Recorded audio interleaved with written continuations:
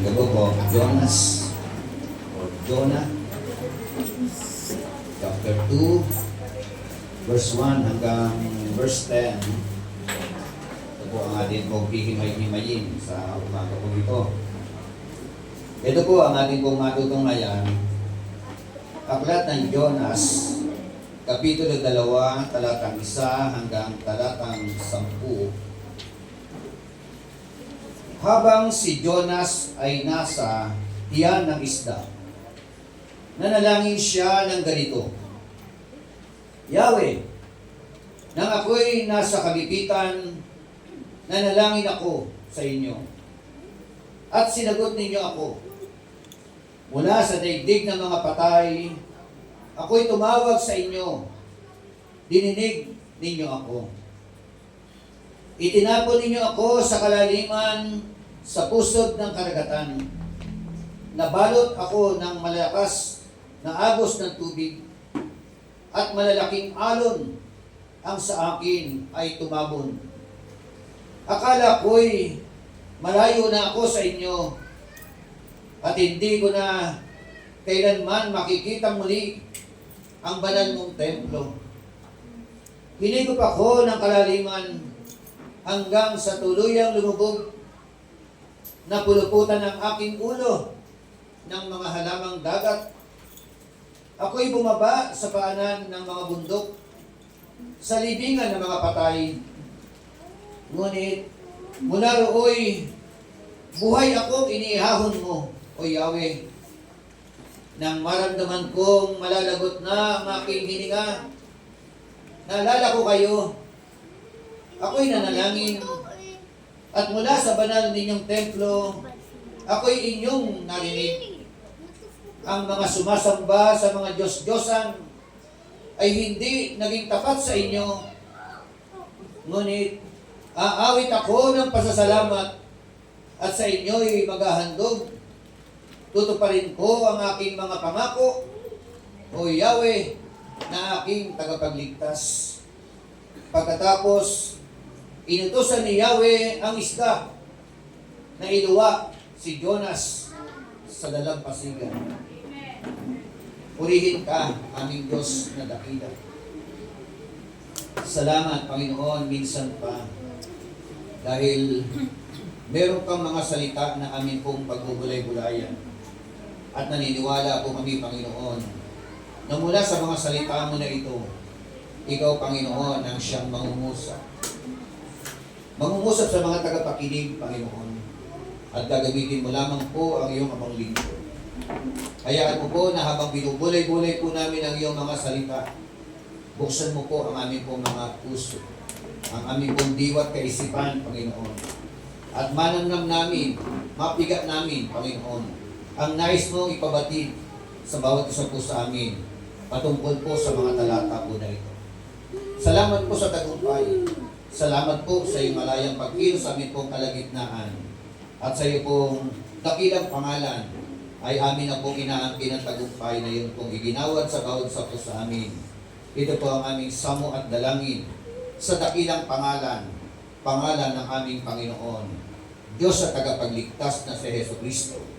Ang lahat ay magsabi ng Amen at Amen. Sige po, bigyan natin the best ng palakpak. Okay, Lord. Glory to God.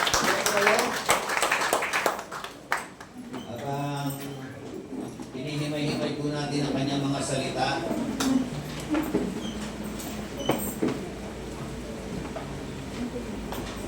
the runaway servant of God. So, ano sa Tagalog ito? Ang takbuhin. Takbuhin. Na lingkod ng Panginoon. So, yun po yung parang Tagalog, ano? Alam niyo po, itong account po na ito, ang background po nito, bago po siya humantong doon sa loob ng tiyan ng malaking isda, si Jonas, meron pong utos ang Diyos sa kanya na nakatala sa aklat ng Jonas, Kapitulo 1, talatang 1 hanggang talatang 4. Ito po ang sinasabi. O itas ko na lang ang basa. Talatang 2. Sabi ng Panginoon kay Jonas, pumunta ka sa Ninive na isang malaking lungsod at sabihin mo sa mga taga roon na umabot na sa aking kaalaman ang kanilang kasalanan. Sa halip na sumunod, ipinasya ni Jonas na takasan si Yahweh. Nagtungo siya sa Joppa at doon ay nakatagpo ng isang barkong patungong Tarsis. Pagkatapos na magbayad ng pamasahe, sumakay siya sa barko upang maglakbay kasama ng iba pang mga pasahero patungong Tarsis. Sa ganitong paraan ay inakala niyang makakatakas siya kay Yahweh. Ngunit nang sila'y nasa laot na, nagpadala si Yahweh ng isang malakas na bagyo, kaya halos mawasak ang barko. Yun po ang naging senaryo bago siya lunukin ng malaking isda. Ito po ang background na kung saan ang ating mahal na Panginoon ay tinawag ang propeta na ito para maging tagapangaral. Pero, ang nakakalungkot, sa panawagan ng ating Panginoon kay Jonas, ang sinasabi po ng Biblia, ang kanyang naging tugon ay hindi po siya sumunod sa kalooban ng ating pong Panginoon. Instead na sundin niya ang kalooban ng ating Panginoon, ang kanyang sinunod ay ang kanyang sariling kalooban. So, at dahil doon, siya po ay humantong sa isang senaryo, sa isang kalalagayan na para bagang isang kalalagayan na wala nang kapag-asa sa buhay. So, the runaway servant of God. Sabi nga, the prophet Jonah was runaway soul winner. He disobeyed God's command to preach Nineveh, the coming judgment then, so he ended up in a big fish belly. Amen. He ended up, saan? Doon po sa tiyan ng malaking isda. Mabuti na lang, big fish belly. E paano kung ang lumunok sa kanya ay dilis o kaya galunggong? Ano ibig ko sabihin? Durog-durog na siya noon. Di ba? Bago mapunta sa tiyan ng galunggong. Pero very graceful ang ating Panginoon Diyos. Amen? So, punong-puno ng biyaya at punong-puno ng pagbibigay ng tinatawag na pagkakataon. Amen? Sa bawat isa po sa atin, lalo't higit, kung ikaw po ay meron pong panawagan sa Panginoon. Alam niyo po ba, na lahat ng mga mananampalataya, na ikaw ay naging Kristiyano, meron kang personal na tawag sa Panginoon. Amen? Hindi nagkataon na naging Kristiyano ka. May purpose ang Diyos, kaya ka naging mananampalataya. Amen? Alamin mo lang ang layunin ng ating Panginoon. At pag nalaman mo ang layunin ng Panginoon Diyos, huwag na hindi ka tutugon. Or else, kung gusto mong lunukin ng isda. Hello? Pag hindi tumugon sa panawagan, dito po, nakita po natin, personal na karanasan ni Jonah, siya po ay nilunok ng malaking isda. Okay? So, yung iba po sa atin, tinawag ng Panginoon sa malaking gawain. Opo? Espesyal na panawagan. Yung iba po sa atin, tinawag ng Panginoon sa mga pangkaraniwang gawain. Opo? Pero, ang pinaka-conclusion ng lahat ng ito, lahat tayo.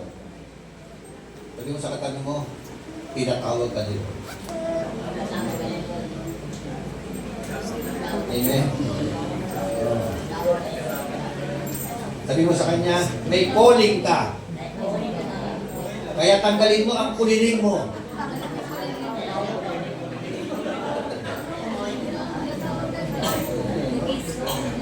Kasi pag pinairal ang mga kuliling, yung kuliling ang siya nagiging dahilan para hindi natin maganap ang panawagan ng ating Panginoon Diyos. Amen. Okay, the runaway servant of God. Yung sabi ko na sa Tagalog, ang takbuhin. Takbuhin.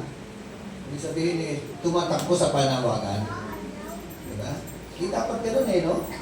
Dapat sana nga, ang mananakbo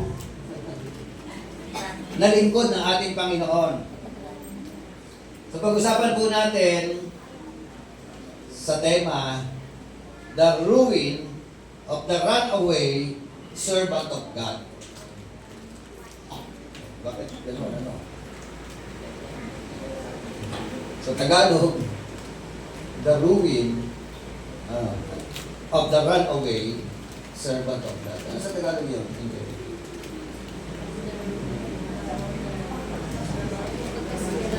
Nagagisa na.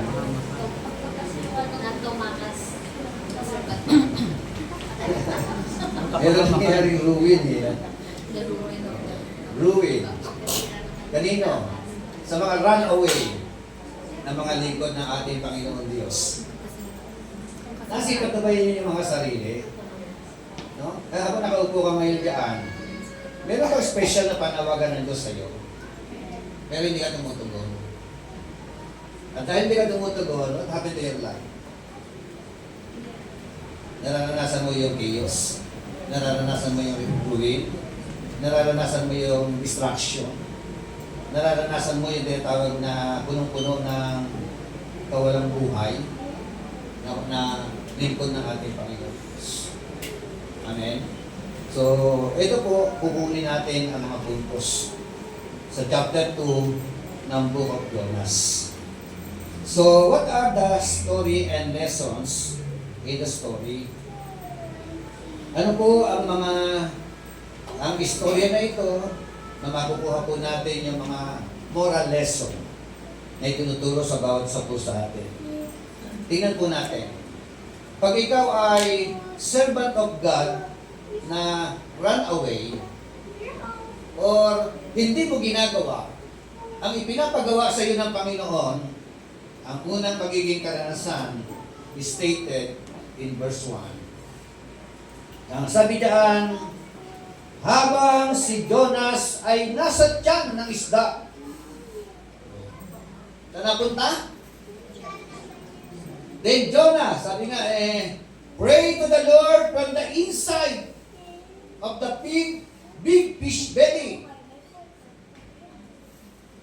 Amen.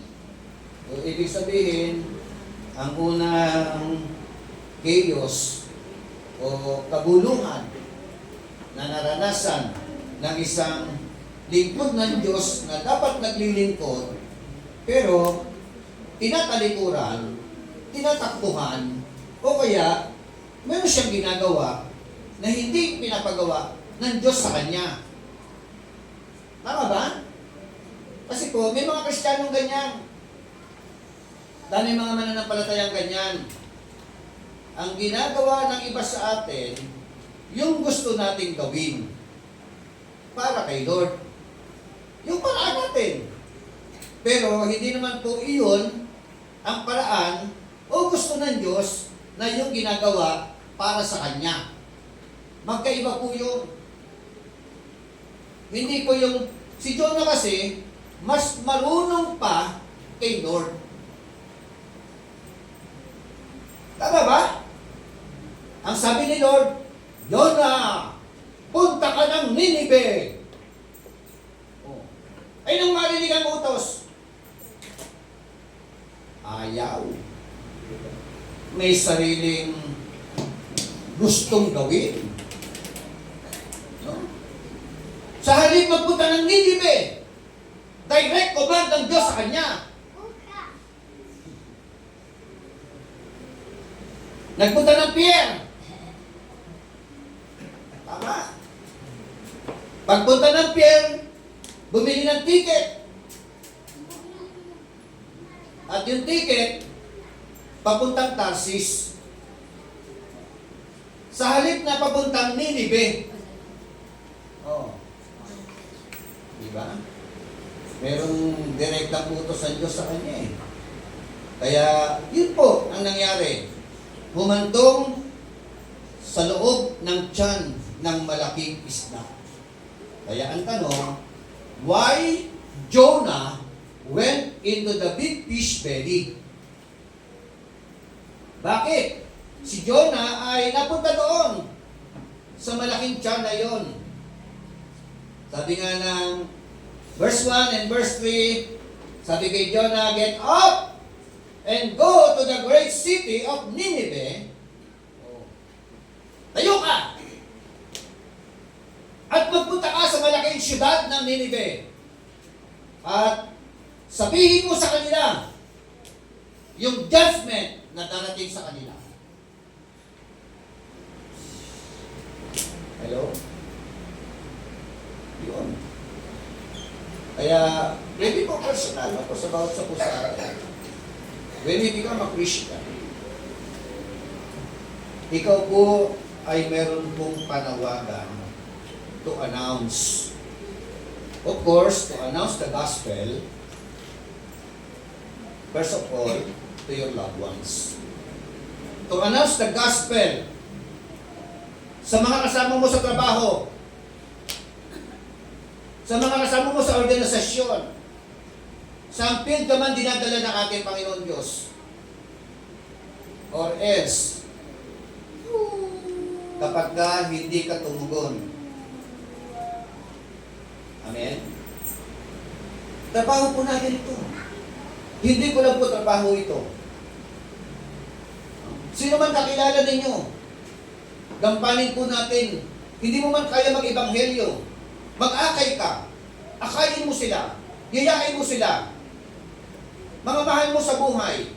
Ipakilala mo ang ating Panginoon na siya lamang ang natatanging daan papunta doon sa kalangitan. Na siya lamang ang siyang gumawa ng sakripisyo upang ikaw at tayo, lahat tayo ay magdamo ng kaligtasan, pagpapatawad sa atin po mga kasalanan. Ang nakakalungkot. Marami po sa atin.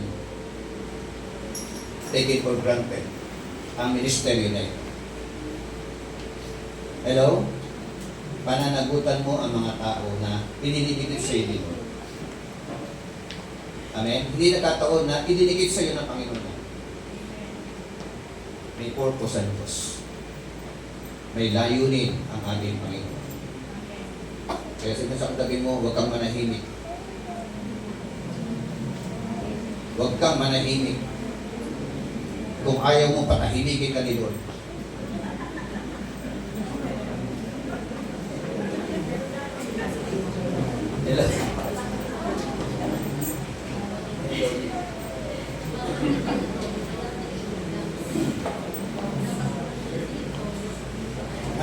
Anong ministry? Announce judgment against Nineveh. Amen. So,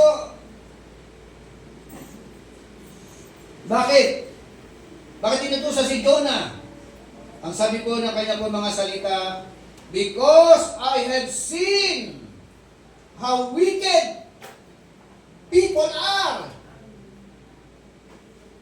Amen? Nakita ko kung gaano kasama ang mga taga-Bagong Silang.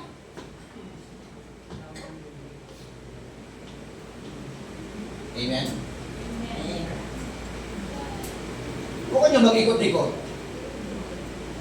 Lalo na pagkalinggo ng hapon. Naglipa na.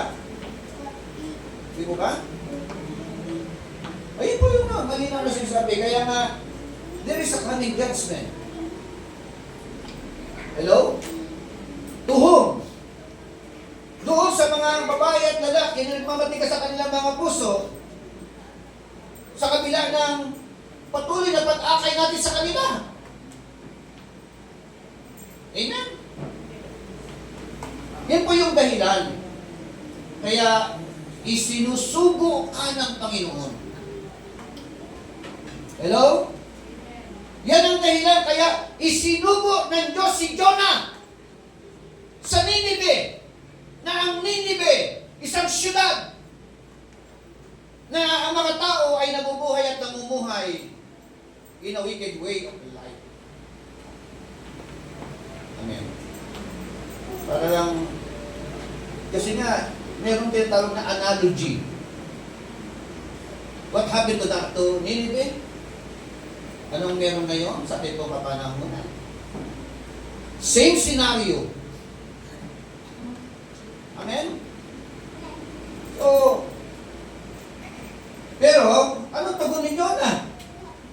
Sabi doon ng verse 3, But Jonah got up and went in the opposite direction. Amen.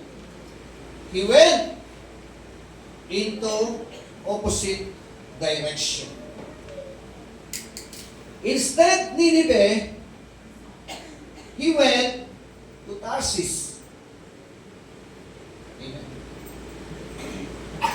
Kaya, lalo tigit mga leaders ng iglesia, mga matatagal na tayo sa Panginoon. Meron pong dampanin na ipinapagawa ang Diyos sa atin. Yung ikaw po ay magpupunta rito, mag-isa, that is not enough. Hello? Merong kang gampanin to announce to your family, to your neighbor, to your loved ones. Amen? Yung pag-ibig ng Diyos, yung pagliligtas ng Diyos para sa kanila. Pag hindi tumugon, problema na nila yun. Ang problema mo, ano problema mo? Ano pinapagawa sa iyo? Nakain mo sila. Okay? Or else, pag hindi tumugon, there is the coming judgment. Amen? Yan po ang mga malilinaw na katotohanan. Kaya hanggat buhay at malakas, make every effort, especially to your loved ones. Huwag niyong ibalato kay Satanas yan. Kawawa naman sila. Amen? Kaya, yun ang ginawa ni Jonah.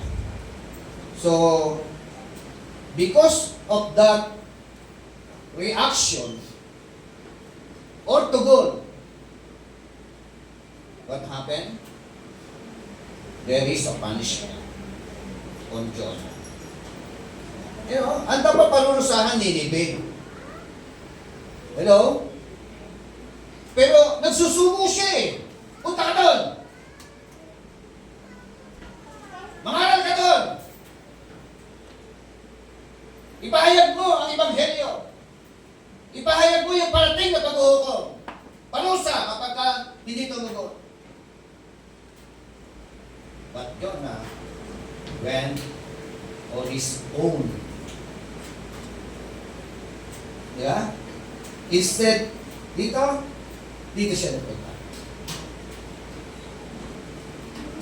So, sino nakaranas ng judgment? Sino? Yung man of God. Yung inuutusan na ayaw tumugon. Tama?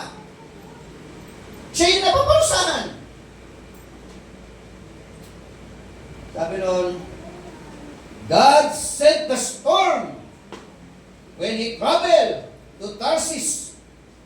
During the storm, God sent a big fish and swallowed him from inside the fish. Mira pala yung yung tinatawag ka tapos may sarili kang discarded pamamaraan. Ang unang pinadala, bagyo. Ganda-ganda ng travel. Ganda-ganda ng paglalayag. Si Lord ang nagpadala. Take note, ha? Ang Diyos ang nagpadala ng bagyo. Amen? Or else, inaalaw ng Diyos. Magkadilog-dilog yung buhay mo. Magkasira-sira ang buhay mo. Magkawasak-wasak ang buhay mo. Amen? Kaya sabi sa katabi mo, sumunod ka lang. Amen? O baka naintindihan, yung bibig mo. O yung bibig mo, kaya hindi ba nila naintindihan? So, ayan, So, ang una yung pinagdala sa talatang 4, Jonas chapter 2, ay chapter 1, verse 4. Ito po. Ngunit, nang sila'y nasa laot na, nagpadala si Yahweh ng isang malakas na bagyo. Kaya't halos mawasak ang barko. O tingnan nyo, Si Jonah ang may kasalanan. Tama. Sumakay ng barko. Nadamay. Pati yung mga kasama sa barko. Tama ba? Ito nyo, magpasaway ka. Ikaw tatay ng tahanan. Nanay ng tahanan. Di ba naapektuhan din mga anak mo? Pamilya mo. Ikaw anak ng tahanan, magpasaway ka. Di ba maapektuhan ng mga magulang? Pitano. Manloko ka? Naapektuhan yung mga tao niloko mo. Di ba? Mambabae ka? Maapektuhan yung mga pamilya ng inalantari mo. Ano yung pamilya mo? Tama? Tama eh. So, yan ang sinasabi ng salita ng Diyos. Pero, yun nga, naulit ko, mga kapatid, hindi ko po alam ang buhay niyo. Personal. Hindi ko alam mga sekreto ninyo, mga wickedness, mga itinatagong kasalanan, everything. Ikaw lamang at ang Diyos ang nakakaalam. Amen? Pero, huwag na po natin hantayin, humantong, na ikaw ay lumaki ng isda. Amen? So, ano meron sa loob ng isda? Ano meron doon? Balyena ba yun? Ano meron? Kapelowship mo doon, lahat na nilulunod, malaking isda. Diba? Sabi nga dyan yung kanyang ulo, pinupuluputan ng mga ng mga damo. O, pagkain-bagat siguro yun. May tumutubo rin sa tiyan ng balyena. So, ganyan po.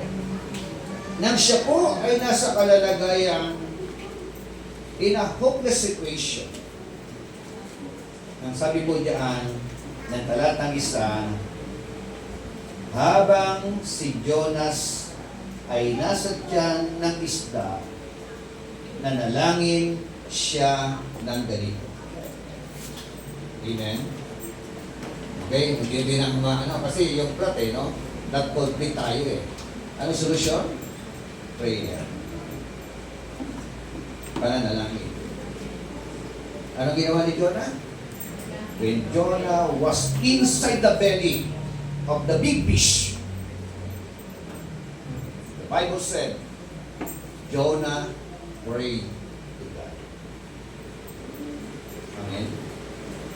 When you are in a great trouble, when you are in a hopeless situation, when you experience great difficulties in life, everything na para bagang hopeless ang sitwasyon mo, ang pinakasolusyon, manalangin. Cry out to the Lord. Pray to the Lord. Sabi nga kanina, ang Diyos sinlapit lamang po ng isang taus-pusong pananalangin.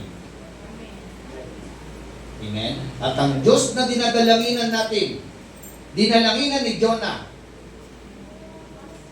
He is a God of second chance. Amen? And I believe not only a second chance.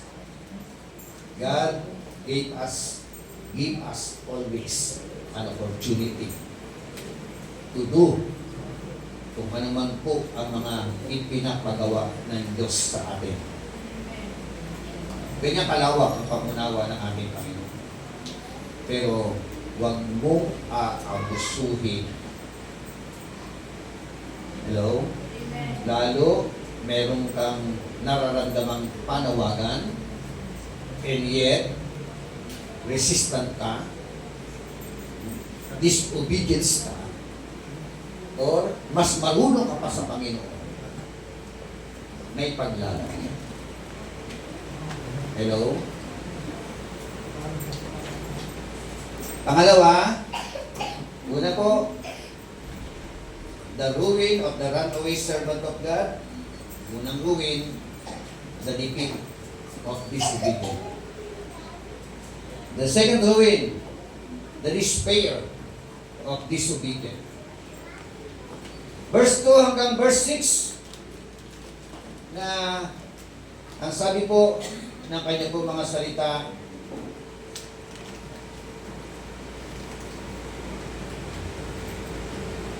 Yahweh, nang ako'y nasa kagipitan, nanalangin ako sa inyo, at sinagot ninyo ako. Mula sa daigdig ng mga patay, ako'y tumawag sa inyo, at dininig ninyo ako. Yun yung ano ni Lord, ano? Nung nasa kagipitan, tumawag. Tumugon ng Panginoon. Nung nasa daigdig ng mga patay, anong kanyang ginawa? Tumawag ulit! At ang sabi ng Biblia, ang Diyos na si Yahweh ay nakinig. Amen? Verse 3, itinapon ninyo ako sa kalaliman, sa pusod ng karagatan. Nabalot ako ng malalakas na agos ng tubig, at malalaking alon ang sa akin ay tumabon. Yan niyo po. Inaalaw nilo. Hello? Sometimes, the Lord our God allow difficult situation into our life. Amen? Hinayaan niya. Okay, masaway ka? Tigas ulo mo? Okay, lunukin ka ng isda. Saan siya binili ng isda? Sa ilalim ng karagatan. Kaya nakahinga pa siya. May oxygen ba doon sa loob ng isda? Ang balyena kaya. Mag-iisip kayo ng mga ano. Pero siguro, pagka naramdaman siguro ng big fish belly, na mapupugto na yung hininga ni Jonah, bigla siyang aakyat, ano? Para makahinga ulit. Hello? Ito yun. Verse 4, akala ko'y malayo na ako sa inyo, at hindi ko na kailanman makikitang muli ang banal mong templo. Yun ang akala niya tuloy. Diba? Ibig sabihin, akala niya mamatay na siya. Diba? At hindi niya na makikita. Maganda rito, may binabagit ng templo eh. Diba? Kala ko, hindi na ako makakapagsimba. Hello? Diba? Diba marami hindi nakakapagsimba o naglilingkod kay Lord dahil nga ang kasama-sama yung mga patay, daigdig ng mga patay. Tama ba? Ano ibig sabihin? Nagbalik sa mundo. Enjoy life. Mga zombies sa kasama. Mga patay na buhay. O, verse 5, hinigop ako ng kalaliman hanggang sa tuluyang lumubog. Napunuputan ng aking ulo ng mga halamang dagat. Yan ang imagine ano yung chaos situation, scenario, in the life of Jonah. Tatatanganin. Ako'y bumaba sa paanan ng mga bundok, sa libingan ng mga patay. Ngunit mula rooy, buhay akong iniahon ni Yahweh. Diba? Nabingit na sa kamatayan. Are you with me? Ilang beses na ba tayo nabingit sa kamatayan? Pero sa biyaya at grasya ng ating Panginoon Diyos, tayo po ay pinagaling ng ating Panginoon. Amen? Iningatan ng Panginoon. Ibinalik ang ating po mga kalakasan. So, that is the despair or yung tinatawag na sa Tagalog itong despair na ito. Despair of disobedient. Sabi nga, ang ibig sabihin ng despair, the complete or absent of hope. Ito pala yung sinasabing desperadong buhay. Kawalan ng pag-asa. Yun, kawalan ng pag-asa. Complete eh.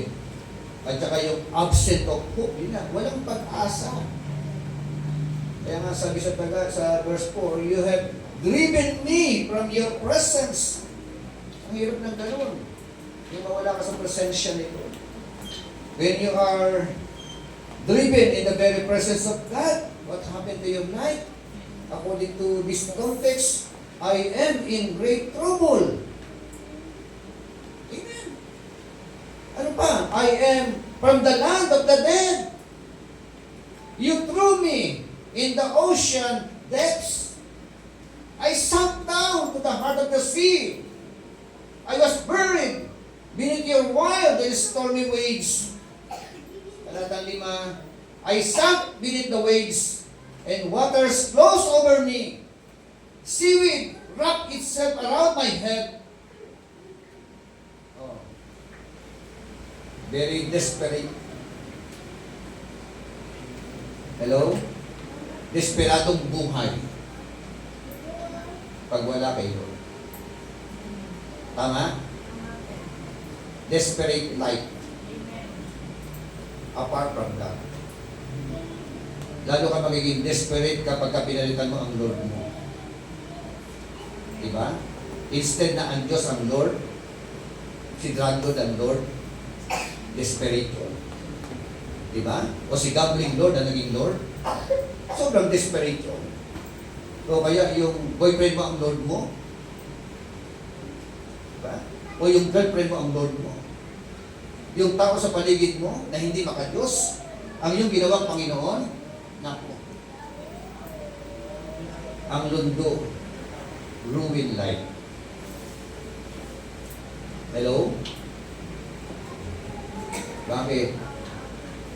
Mga kapatid, ang pinakamahalaga hanggat nabubuhay ko tayo, isa lang dapat ang maging Panginoon ng ating pong mga buhay. Walang iba, kundi ang ating Panginoong Jesucristo. Amen? Na nagsabi ng kanya pong mga salita, na kapag siya ang ating Panginoon, mararanasan natin ang buhay na ganap, ang buhay na kasiyasiya. Amen? Sapagkat ang Diyos, siya po ay tapat at sapat. Yun ang yung tema. Hindi ka naman yun ay approve sa kanila. Ang Diyos ay tapat at sapat sa bawat isa sa atin. Amen! So, sino yung gusto ng desperadong buhay? Wala, di ba? Ayaw natin ng desperadong buhay. Pero, action speaks louder than words. Tama? Ayaw natin ng desperadong buhay. Pero, yung action natin, yung tugon natin sa panawagan ng Diyos, ay hindi naman natin ginagawa. So, ano magiging resulta? Buhay na desperado. At inuulit ko, ayaw ni Lord na maranasan mo ang buhay na desperado. Kaya lang, dumedepende siya sa iyong tugon. Tama ba? Sa iyong reaction. Gusto ko niya pagpalain. Gusto niya maranasan ang buhay na mo, ang buhay na ganap, at buhay na kasiya-siya. Pero kung ikaw naman ay pasaway,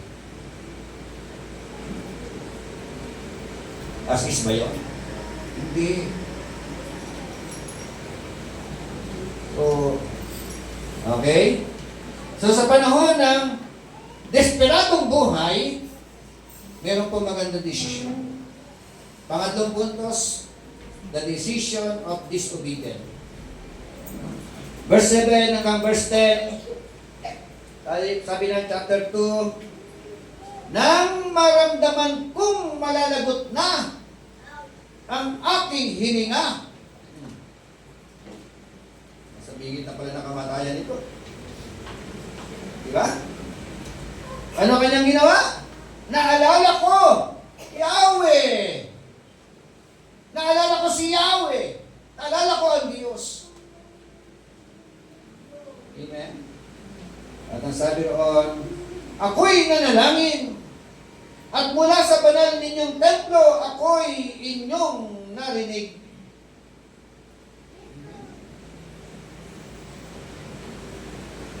When Jonah was in desperate situation in life, he cried out to the Lord. Amen. When Jonah cried out to the Lord,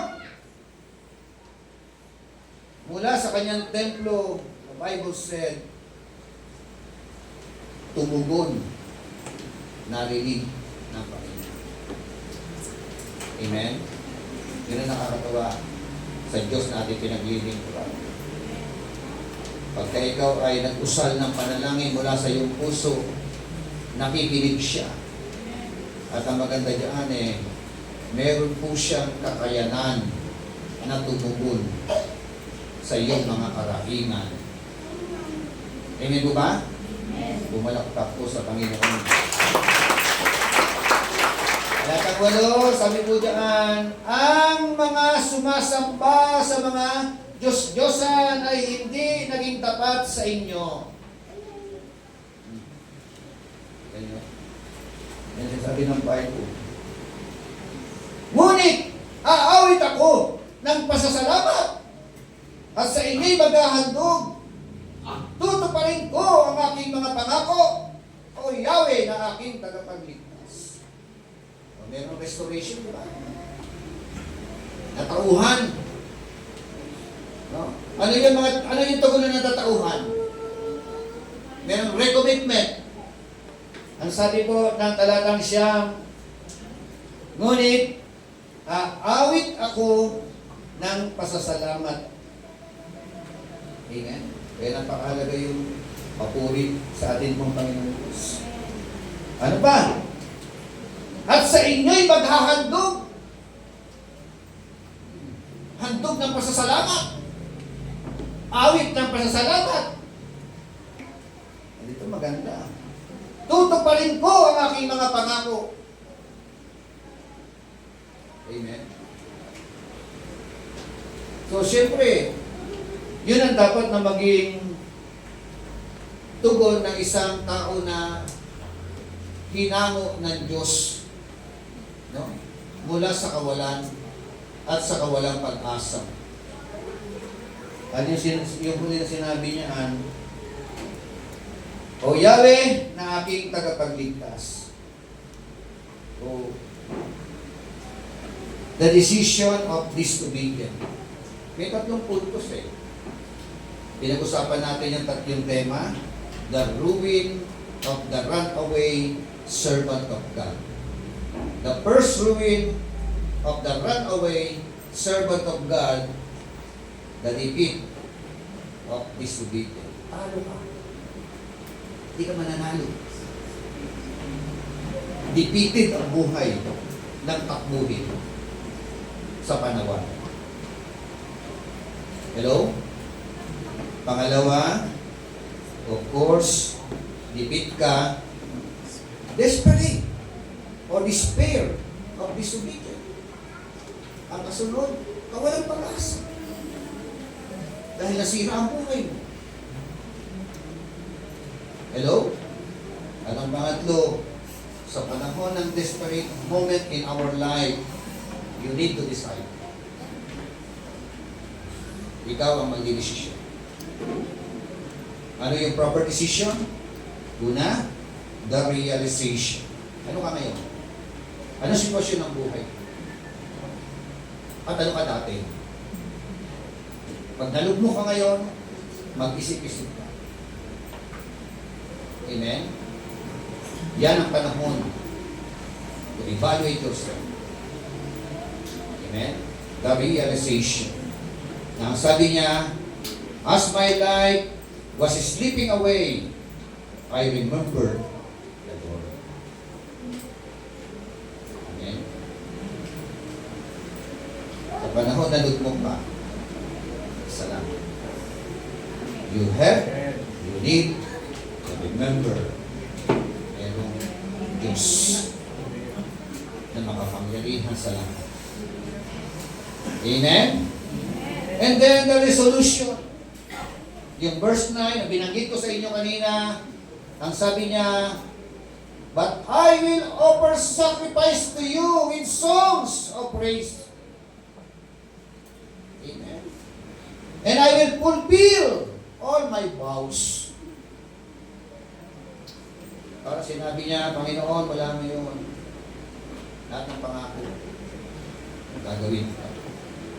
Patawan ko. Amen? So, the release, in verse 10, sabi po ng talatang 10, pagkatapos nito, inutusan ni Yahweh ang isda na inuwal si Jonas sa dalampasigan. Hindi niyo po, naganda. Nung makita ng Diyos, yung realization sa buhay niya, nung makita ng Panginoon Diyos yung kanyang humility in the very presence of God, nung marinig ng Panginoon ang kanyang mga pangako, what happened? Ang Diyos ay gumagalaw. Ang Diyos ay kumikilos. Take note ha. Dito, inutusan ng Diyos ang isda para iluwal si Jonah sa dalampasigan. Amen. Ngayon, anong problema ninyo? Ano mga difficulties ninyo sa buhay? Minsan nagka-problema ka dahil napasaway ka. Okay na yun, pasaway ka. Pero yung realization ngayon, the realization. Aminin natin, mag-humble down tayo before Him. At ipangako natin sa Panginoon kung ano dapat natin gawin. Pag nangako ka, huwag na hindi mo gagawin yan. Amen? At inuulit ko, kahit sino, kayang utusan ng Diyos. Hello? Kaya-kaya ng utusan kahit sino para ikaw ay pagpalaki.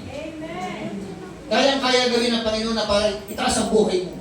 Iangat ang buhay mo. Ayusin ang buhay mo. Why? Because nothing is impossible. With God, mayroong Diyos. At ang mayroong Diyos, sila yung mga tao na may pananampalataya sa Panginoon. Tayo po tayo lahat.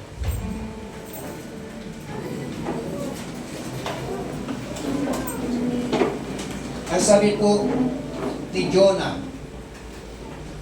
sa kanya pong pangako sa Panginoon, ngunit aawit ako ng pasasalamat at sa inyo'y maghahandog. Amen. Sabi natin dapat ipagpasalamat sa Panginoon. Amen. Yung iba sa atin, second life na, third life na. Amen po ba? Yung iba sa atin, in spite o sa kabila ng disobedient, patuloy niyang iniuunan yung kanyang mapagpalang kamay sa bawat isa po sa atin.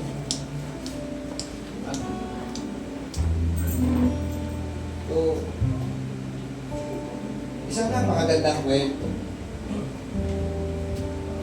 sa buhay ng isang lingkod ng Panginoon na nagbibigay ng aral sa atin. Ngayon po, habang binubulay-bulay po natin ang kanya po mga salita, sino ka dyan? Ikaw ba ay katulad ni Jonah na tinatawag ng Panginoon para maglingkod in a very special way? Nakaramdam ka ba ng calling? Ng tawag? Ang tugon mo? O ikaw ba ay katulad ng mga taga-Ninive na may nakaambang judgment sa mga nanonood? Lalo na mga hindi nakakilala. O baka naman meron pa mga tagong kasalanan, nabubuhay sa kaniliman. There is coming judgment. Ikaw ba'y nakaramdam na sinasabihan ng Panginoon, umikot ka sa buong bago sila, ipahayag mo ang Ebanghelyo.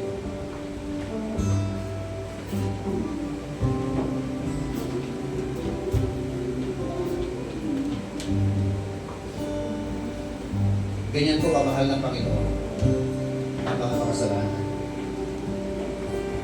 Kaya ang mga tao, mga makasalanan, kailangan makapakinig ng Ebanghelyo upang magtamo ng kaligtasan. At ang magtatrabaho po dito tayo. Ikaw at ako ang gagawa nito. Ang boses mo, ang buhay mo, gagamitin nito para ipaalam sa mga tao that there is the coming judgment to those who died without Christ into their life. Hallelujah. Salamat, Panginoon, sa umaga po ito. Salamat sa Ebanghelyo, aral in the book of Jonas, na meron pa pong lingkod na nabuhay, ilang libong taon na po nakalipas, na iyo pong inutusan ng mga aral. Subalit sa halip na sumunod, iba ang kanyang ginawa. Hindi po siya tumalima. At nakita po namin yung chaos in the life, the ruin of a runaway servant. Panginoon, kami po na iyong mga lingkod. Sa panahon po namin, buksan mo po ang aming po mga mata. Makita po namin at marinig po namin ang panawagan mo sa amin. Maliit man ang panawagan ito, at lalo't higit, Panginoon, malaking panawagan. Open our spiritual eyes, ears, upang marinig po namin ay pinapagawa mo sa amin. Nais po namin, Panginoon Diyos, na maramdaman at makita anong bahagi namin sa iglesia, anong bahagi namin sa katawan na dapat namin magulpil, magampanan, upang sa ganon, Panginoon, nabigyan ka naman namin ng kaluwalhatian, kagalakan, kasiyahan, habang kami mga nangabubuhay dito po sa mundo po na ito. Pagpalain mo po ang mga salita mo sa amin po mga puso at mga buhay. Maging salamin ito, Panginoon, sa bawat isa po sa amin. Salamat dahil nakita po namin napakalawak ng iyong pag-ibig, napakadakila ng iyong habag at awa. Ikaw ay mapagpahinuhod, mapagpatawad, Panginoon. Huwag mo po hayaan na maabuso naman namin ito. At hayaan mo po, Panginoon, na kami po ay mga Kristiyano na maging matalinahin, Panginoon. Masunurin. Kung ano man po ang mga specific na iyong gustong ipagawa sa amin. Ito po ay tugon ng aming pong pasasalamat. Tugon ng aming pong pagpapahalaga sa mga ginawa mo sa aming pong mga buhay. Hallelujah. Bless us, Lord. Ilagay mo po sa matabang bahagi ng puso namin ang iyong mga salita. Pwede kumitas natin ang mga kamay sa presensya natin, Panginoon. At habang nakataas ang iyong kamay ko, naman po siya pag-usap kayo. When you are in a desperate situation, open your heart, open your mind. Just open our God. Because the Lord our God is an omnipresent God, omnipotent God, an all-knowing God. He knows your longings, your difficulties, your desire in your life. Hallelujah.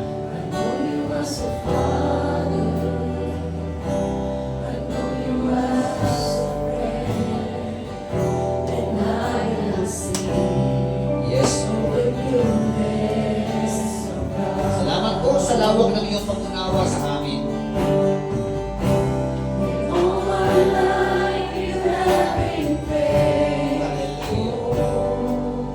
Salamat po sa iyong pagpapatawad ng amin sa amin. Pagkiligtas sa amin. Sa bawat araw ng aming pagkakabuhay. Sa anumang mga sakuna. Sa anumang gawa ng kaaway. Ikaw ay tapat at sapat. Sa bawat panahon ng tiempo namin pagkakabuhay.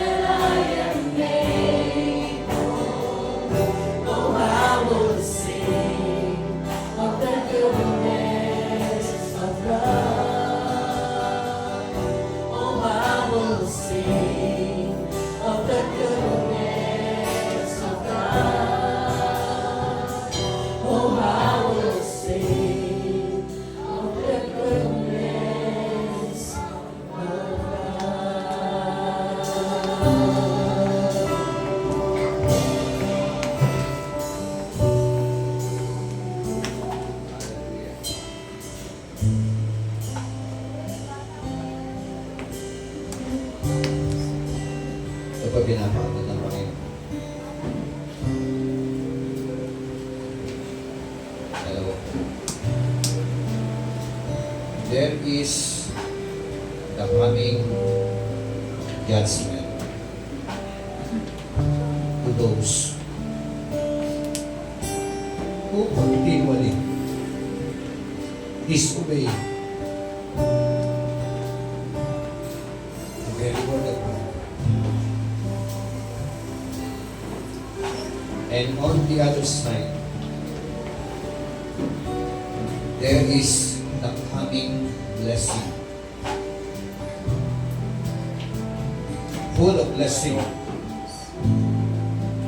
that God has prepared to those who truly obey what God has commanded us to do.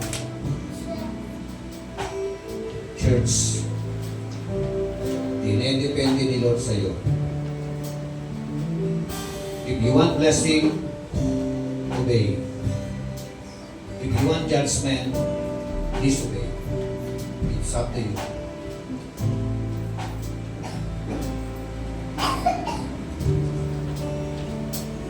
Purihin ka, Panginoon.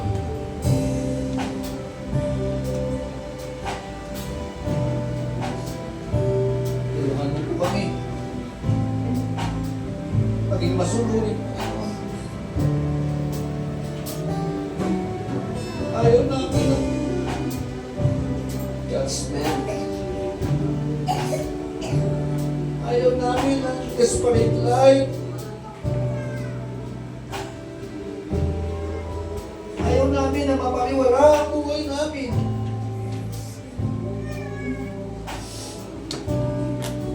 Tulungan mo kami lahat. Mula sa mga bata, sa mga kabataan, ama at ina ng tahanan.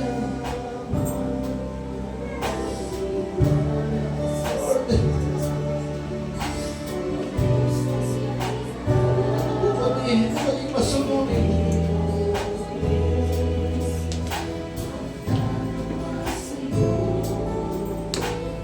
Hindi namin kaya on our own. We need your help.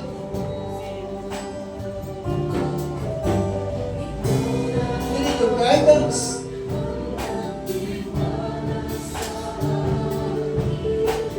Laban ka namin.